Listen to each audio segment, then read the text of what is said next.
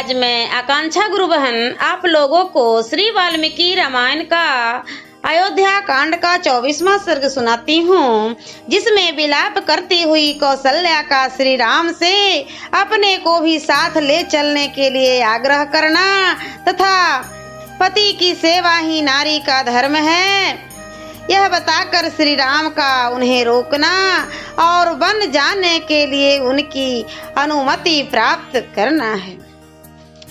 कौशल्या ने जब देखा कि श्री राम ने पिता के आज्ञा के पालन का ही दृढ़ निश्चय कर लिया है, तब वे आंसुओं से रुधी हुई गदबानी में धर्मात्मा श्री राम से इस प्रकार बोली, हाय जिसने जीवन में कभी दुख नहीं देखा है, जो समस्त प्राणियों से सदा प्रिय वचन बोलता है, जिसका जन्म महाराज दशरथ से मेरे द्वारा हुआ है, वह मेरा धर्मात्मा पुत्र उच्च वृत्ति से खेत में गिरे हुए अनाज के एक एक दाने को बीनकर कैसे जीवन निर्वाह कर सकेगा। जिनके भृत्य और दास भी शुद्ध स्वादिष्ट अन्न खाते हैं, वे ही श्री राम वन में फल मूल का आहार कैसे करेंगे। जो सद्गुण संपन्न और महाराज दशरथ के प्रिय हैं, वही कुकुत्स कुलभूषण श्री राम को जो वनवास दिया जा रहा है, इसे सुनकर कौन इस पर विश्वास करेगा, अथवा ऐसी बात सुनकर किसको भय नहीं होगा। श्री राम निश्चय ही इस जगत में दैव सबसे बड़ा बलवान है, उसकी आज्ञा सबके ऊपर चलती है, वही सबको दुख सुख से संयुक्त करता है, क्योंकि उसी के प्रभाव में आकर तुम्हारे जैसा लोकप्रिय मनुष्य भी वन में जाने को उद्यत है।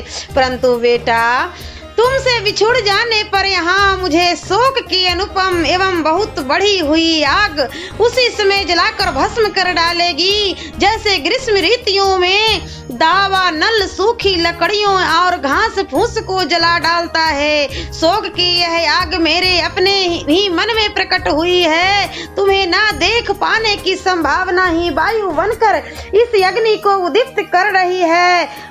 विलाप जनित दुख ही इसमें ईंधन का काम कर रहे हैं। रोने से जो अश्रुपात होते हैं, वे ही मानो इसमें दी हुई घी की आहुति है। चिंता के कारण जो गरम गरम उच्छ्वास उठ रहा है, वही इसका महान धूम है। तुम दूर देश में जाकर फिर किस तरह आओगे, इस प्रकार की चिंता ही इस शोक दग्नि को जन्म दे रही है। तुम्हारे बिना यह आग मुझे अधिक सुखाकर जला डालेगी। माता कौशल्या ने बोली, वत्स, धेनु आगे जाते हुए अपने बछड़े के पीछे पीछे कैसे चली जाती है, उसी प्रकार मैं भी तुम जहाँ भी जाओगे तुम्हारे पीछे पीछे चली जाऊंगी। माता कौशल्या ने जैसे जो कुछ कहा, उस वचनों को सुनकर पुरुषोत्तम श्री राम ने अत्यंत दुख में डूबी हुई अपनी माँ से पुनः इस प्रकार कहा, माँ, कैकेयी ने राजा के साथ धोखा किया है, इधर मैं वन को जा रहा हूँ। इस दशा में यदि तुम भी उनका परित्याग कर दोगी तो निश्चय ही वे जीवित नहीं रह सकेंगे। पति का परित्याग नारी के लिए बड़ा ही क्रूरतापूर्ण कर्म है। सत्य पुरुषों ने इसकी बड़ी निंदा की है, तथा तुम्हें तो ऐसी बात कभी मन में भी नहीं लानी चाहिए।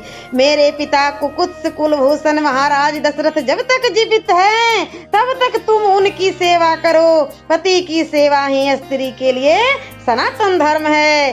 श्री राम के ऐसा कहने पर शुभ कर्मों पर दृष्टि रखने वाली देवी कौशल्या ने अत्यंत प्रसन्न होकर अनायास ही महान कर्म करने वाले श्री राम से कहा, अच्छा बेटा, ऐसा ही करूंगी। माँ के इस प्रकार स्वकीर्ति सूचक बात कहने पर धर्मात्माओं ने श्रेष्ठ श्री राम ने अत्यंत दुख में पड़ी हुई अपनी माता से पुनः इस प्रकार बोला, माँ, पिताजी की आज्ञा का पालन करना मेरा और तुम्हारा दोनों का कर्तव्य है, क्योंकि राजा हम सब लोगों के स्वामी श्रेष्ठ गुरु ईश्वर एवं प्रभु हैं। इन 14 वर्षों तक मैं विशाल वन में घूम फिर कर लौट आऊंगा और बड़े प्रेम से तुम्हारी आज्ञा का पालन करता रहूंगा। उनके ऐसा कहने पर पुत्र वत्सल कौशल्या के मुख पर पुनः आंसुओं की धारा बह चली। वे उस समय अत्यंत आर्त होकर अपने प्रिय पुत्र से बोली, बेटा राम, अब मुझसे इन सौतों के बीच में नहीं रहा जाएगा। काकुत्स, यदि पिता की आज्ञा का पालन करने की इच्छा से तुम्हें वन में जाने का निश्चय किया है तो मुझे भी वनवासिनी हरिणी की भांति वन में ही ले चलो। यह कहकर माता कौशल्या रोने लगी। उन्हें इस तरह रोती देख श्री राम भी रो पड़े और उन्हें संतावना देते हुए बोले, माँ, स्त्री के जीते जी उसका पति ही उसके लिए देवता और ईश्वर के समान है। महाराज तुम्हारे और मेरे दोनों के प्रभु हैं। जब तक बुद्धिमान जगदीश्वर महाराज दशरथ जीवित हैं तब तक हमें अपने को अनाथ नहीं समझना चाहिए। भरत भी बड़े धर्मात्मा हैं। वे समस्त प्राणियों के प्रति प्रिय वचन बोलने वाले और सदा ही धर्म में तत्पर रहने वाले हैं। अतः वे तुम्हारा अनुसरण, तुम्हारी सेवा करेंगे। मेरा चले जाने पर जिस तरह भी महाराज को पुत्र शोक के कारण कोई विशेष कष्ट न हो, तुम सावधानी के साथ वैसा ही प्रयत्न करना। कहीं ऐसा ना हो कि दारुण शोक इनकी जीवन लीला ही समाप्त कर डाले। जैसे भी संभव हो तुम सदा सावधान रहकर बूढ़े महाराज के हित साधन में लगी रहना।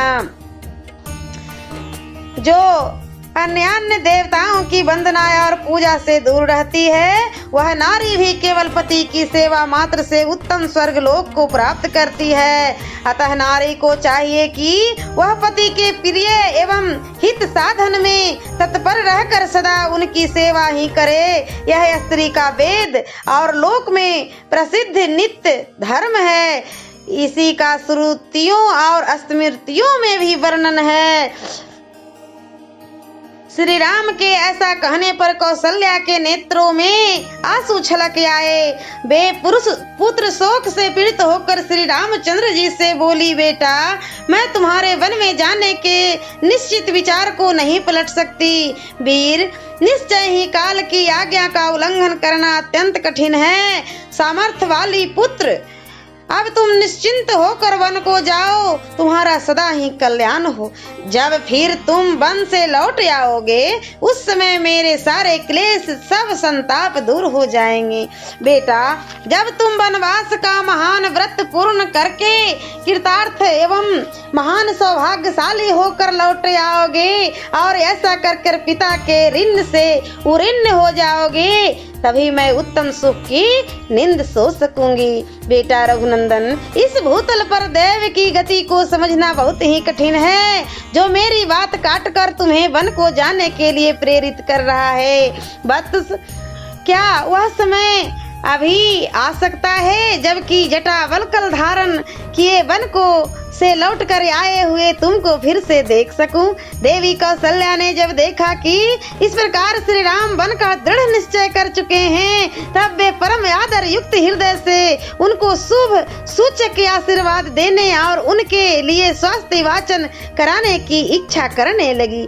सियावर रामचंद्र की जय।